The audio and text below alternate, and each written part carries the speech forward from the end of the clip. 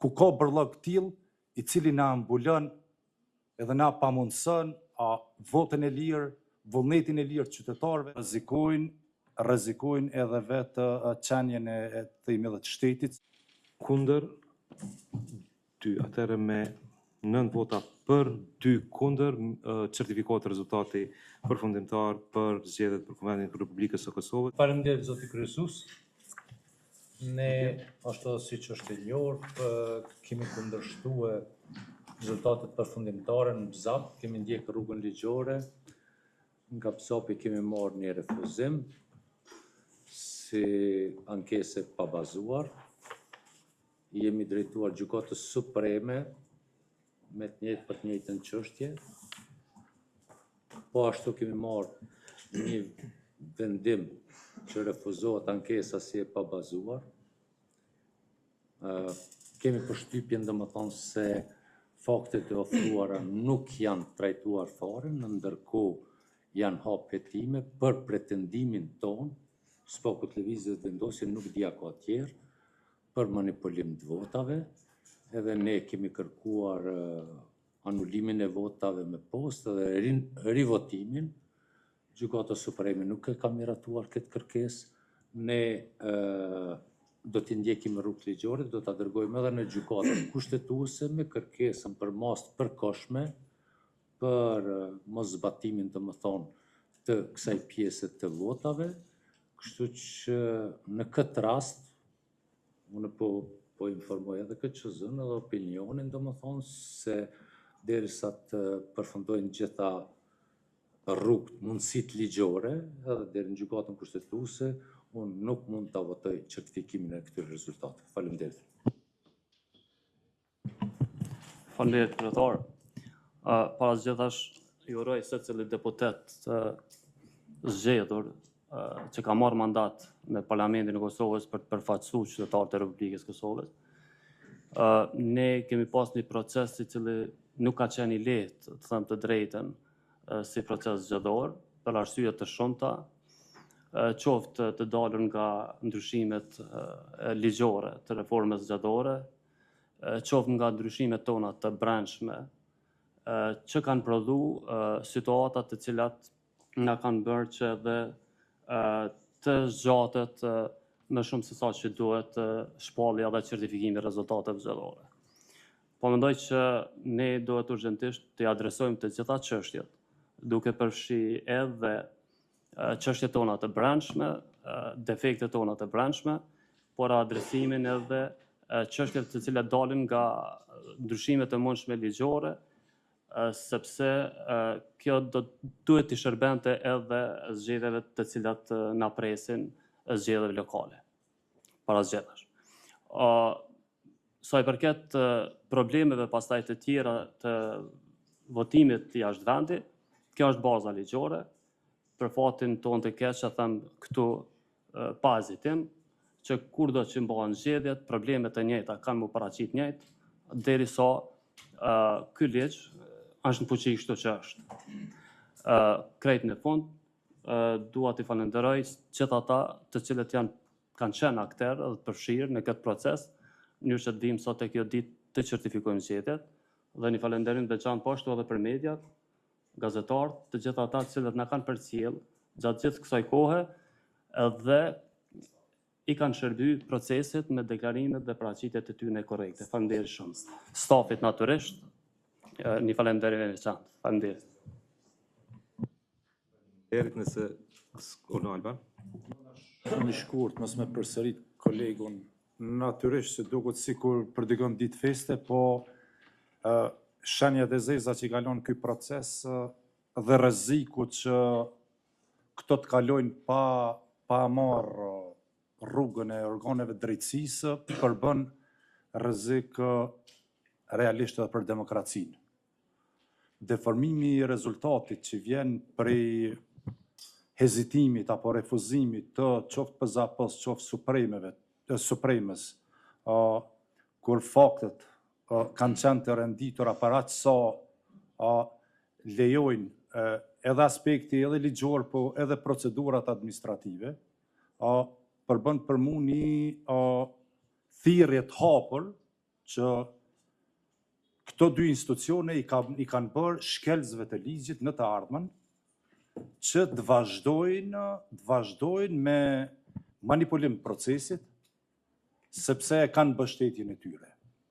Dhe vërtet nina kështu shumë i indinjum, edhe për një fakt se sot, kur ne po flasim tash këtu, dhe kur mund të merret vendimi, janë ca njerëz në ekranet televizive, edhe lider partish nështë, cilët zgërdhihen me lehtësinë që ata mendojnë që ja kanë hedhur pra, që ta mbulojnë një krim i cili është i pambulueshëm.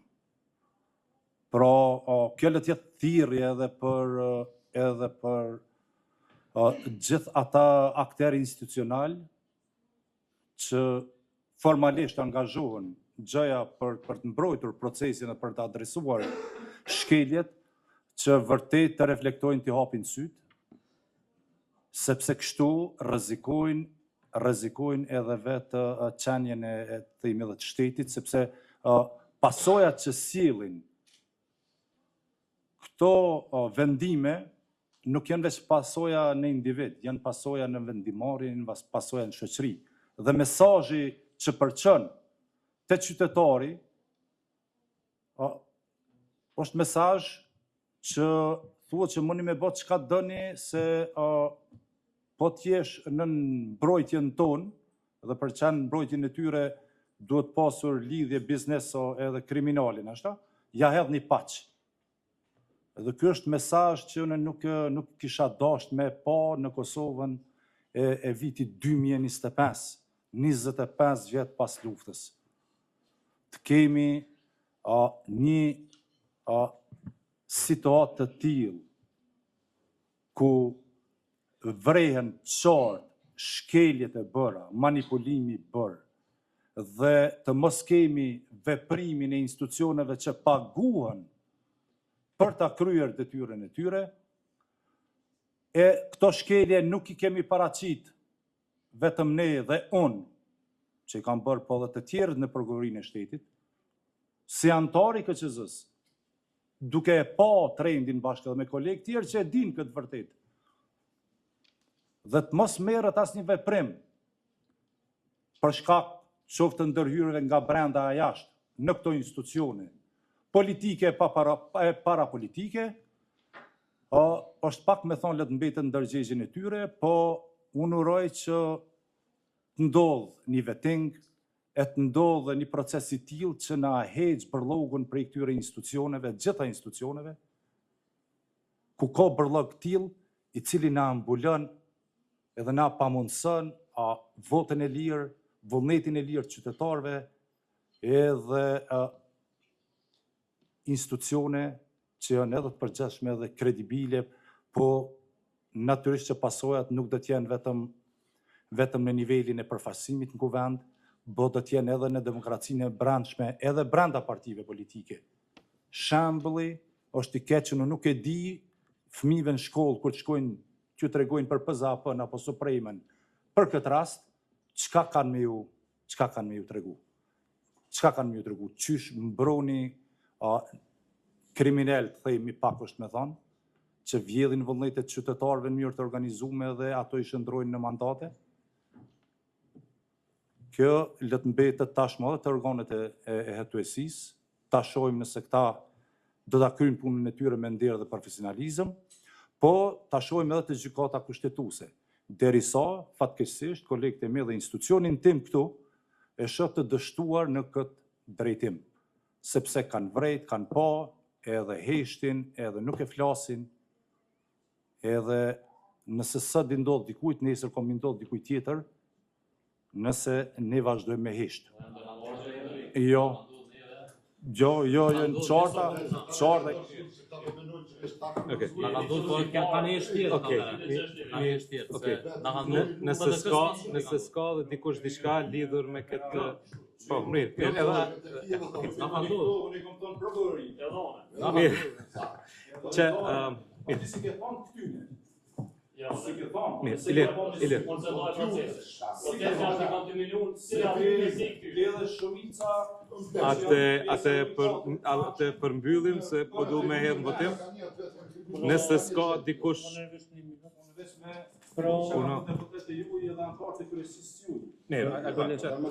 Vish më s'ka nisi mu shtyp në tasë. Përdojme për përmbyllim. Sami. Me kanë 100 fjalë. Nga gjitha këto reagime po shifet në vërtet që nuk kemi pas një proces suksesshëm, po një proces të dështuar. Edhe na kemi probleme si KQZ edhe këtë herë që nga dita e parë me shpalljen e rezultateve preliminare, KQZ ka dështuar. Edhe këto duhet me pranu për arsye të ndryshme. Edhe pra, nga këtë reagimet për shifni që nuk ka qenë bashkë një proces paqësor, i qetë, krejt në rregull që ka shku, pas ka probleme, po reagimet tregojnë domethënë vërtetën, kurse fjalët nga njëherë vetëm lustrën. Po e shifni gjendjen. Kjo është, prandaj unë e thash, nuk mund me ngrit dorën për certifikim të rezultateve, për cilat unë mendoj sinqerisht që janë të manipuluara, edhe mendoj se 2 shkallët e gjykatës nuk janë marrë me trajtimin e fakteve dhe dëshmive, edhe në mënyrë qëllimore, shprehimisht i kanë ikë trajtimit të fakteve. Në vendime e kanë shpallë atë, prandaj unë nuk mund ta çoj dorën, nuk kam ndonjë arsye tjetër. Faleminderit. Nëse s'ka dikush diçka tjetër, unë e hedh në votim kush është për certifikimin e rezultateve? Kundër 2. Atëherë me 9 vota për 2 kundër, certifikohet rezultati përfundimtar për zgjedhjet për Kuvendin e Republikës së Kosovës, të mbajtura me 9 shkurt 2025. Faleminderit shumë. Përmbyllet ndjellja.